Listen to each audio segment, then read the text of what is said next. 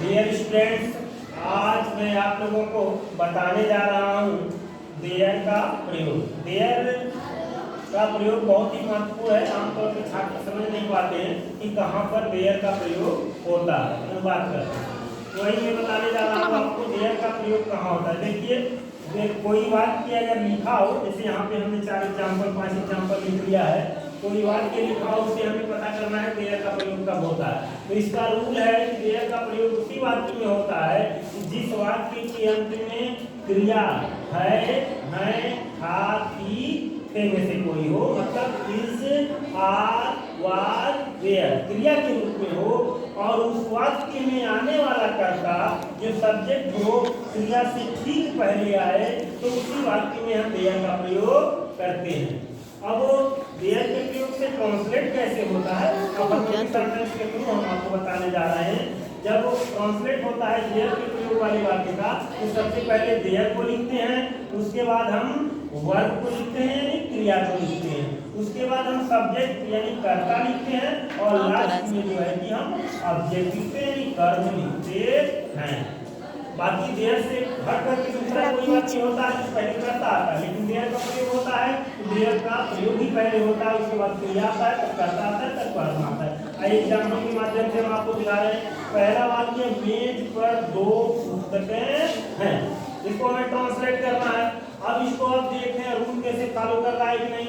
अंत में क्रिया है आया हुआ है, और जिस चीज के बारे में बात हो रही है, मेज पर 2 पुस्तकें हैं, तो 2 पुस्तकों के बारे में बात हो रही है, 2 पुस्तकों पर फोकस किया गया है, ना कि मेज पर। इसलिए ये हमारा 2 पुस्तकें सब्जेक्ट है, कर्ता है, और ये हमारा है कर्म।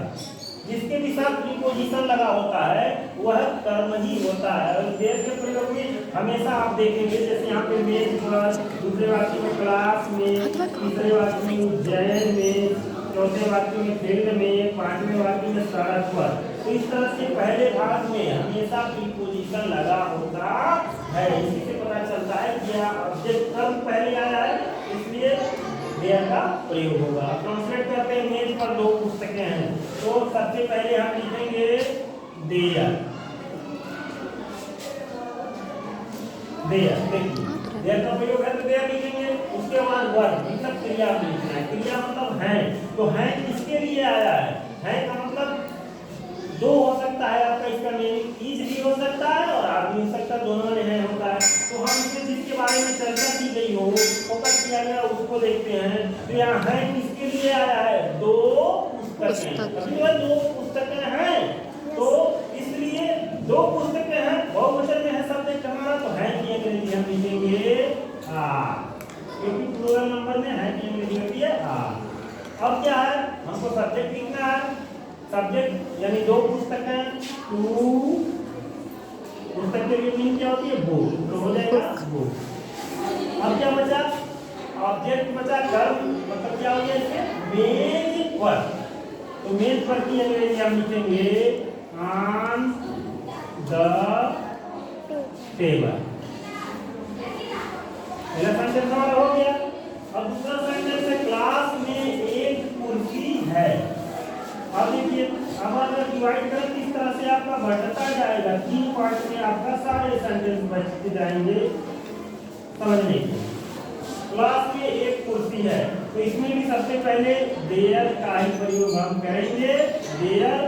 अब यहाँ देखिए है का लिखेंगे, तो है किसके लिए आया है, कुर्सी के लिए। कुर्सी की संख्या कितनी है, 1, अतः है जिसके लिए आया है वो हमारा सिंगुलर नंबर है, इसलिए है कि अंग्रेजी सिंगुलर नंबर में एक वचन में हम लिखेंगे इज, क्योंकि एक कुर्सी है, एक कुर्सी के लिए आया है। अब हम सब्जेक्ट को लिखेंगे एक कुर्सी, तो लिखेंगे हम ए चेयर। अब क्या बचा, क्लास में, तो इसको हम लिख देंगे इन द क्लास। दूसरा लिखेंगे उज्जैन में एक राजा थे। ट्रांसलेट करेंगे, सबसे पहले लिखेंगे देयर। अब देयर हमने ले लिया, वर्ब मतलब क्रिया लिखना है। क्रिया हमेशा लास्ट में होती है, ये चीज हमेशा समझिए। कभी भी किसी तरह का वाक्य हो, चाहे देयर का प्रयोग वाला हो, चाहे किसी भी तरह का वाक्य टेंस वाला हो, क्रिया हमेशा लास्ट में मिलती है। अब थे यहाँ आ रहा है, तो थे किसके लिए आ रहा है? एक राजा। तो एक वचन में है, एक वचन में थे, हाथी, थे की अंग्रेजी हम लिखते हैं वाज। अब उसके बाद एक राजा, तो हम लिख देंगे ए किंग। उज्जैन में, तो में की अंग्रेजी पहले लिखेंगे इन, और उज्जैन एक जगह का नाम है, बड़ा लेटर में यू लिखेंगे और लिखेंगे UJJIN। हो गया। फील्ड में कई खिलाड़ी थे, तो सबसे पहले आप लिखेंगे देयर। अब क्रिया लिखना है, थे की अंग्रेजी, थे किसके लिए आया है? कई खिलाड़ी के लिए, कई खिलाड़ी थे, तो कई खिलाड़ी के लिए थे आया है, अर्थात थे बहुवचन में हम लिखेंगे तो हो जाएगा वेयर। अब करता कई खिलाड़ी, तो इसके लिए हम क्या लिखेंगे? कई का हो जाएगा मेनी और खिलाड़ी का हो जाएगा प्लेयर। अब क्या है? फील्ड में, तो में की अंग्रेजी लिखेंगे पहले इन और उसके बाद लिखेंगे द, फिर क्या लिखेंगे? फील्ड। सड़क पर कई लोग थे, देयर कई लोग थे।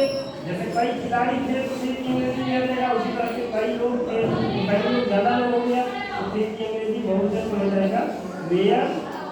कई लोग के लिए हो जाएगा मेनी, लोग के लिए पीपुल। सड़क पर, तो पर का अंग्रेजी क्या हो जाए?